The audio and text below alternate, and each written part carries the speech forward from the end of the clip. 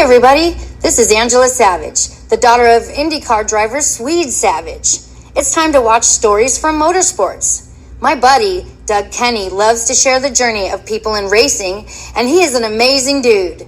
Drivers, owners, fans, and team members, watch the SFM podcast.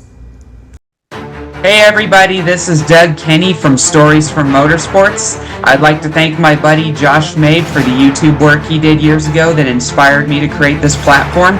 I'd like to thank my buddy Victor Sifton for convincing me to get back into it after my hiatus from 2017 to 2019. I have a very special treat for you all today with an amazing journey from an amazing racing figure. Drivers, start your engines.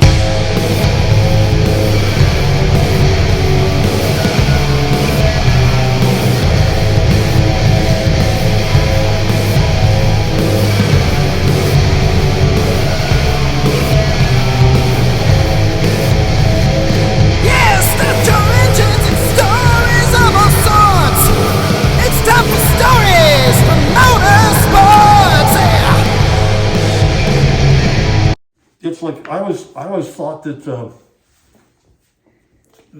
was like stuck between eras because I was in my early years, I raced against guys that were from the 60s and 70s. Mm-hmm. And, of course I raced against them, towards the ends of their careers in the 80s, but, whether that's the AJ Foyts, the Mario Andretti's, the Unsers, with Brian Redmonds, the Derek Bells, etc. You can make it's obviously a long list. But I always felt like I related more to the generation that preceded me than to my contemporaries or the ones that would have come, shortly after me. Guys that are a little bit younger than me.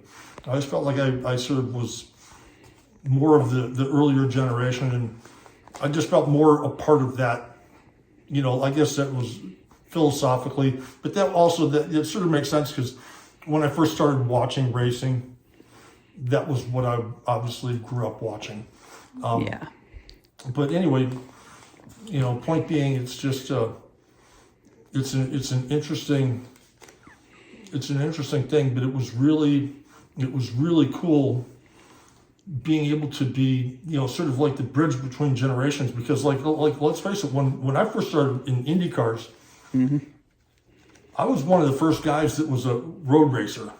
Mm-hmm. Because it was the system. You came up through sprint cars. You were a great USAC driver. You were a midget driver. You were doing all this, and you got to race in IndyCar. But as CART came along in the late 70s and road courses were becoming more prevalent, mm-hmm. There's a very interesting little NASCAR parallel with what we talked about with Ron and a bunch of the other guys. Along come a bunch of us that are really good road course racers, and then all of a sudden, like when I first started, all of a sudden you have Teo Fabi, Michael Andretti, Unser Junior, because like it was almost the closing of the guard, as they call it. Well, it was a changing of the guard, but really what changed it hugely and probably sped up the thing was when, let's face it, when Al Sr.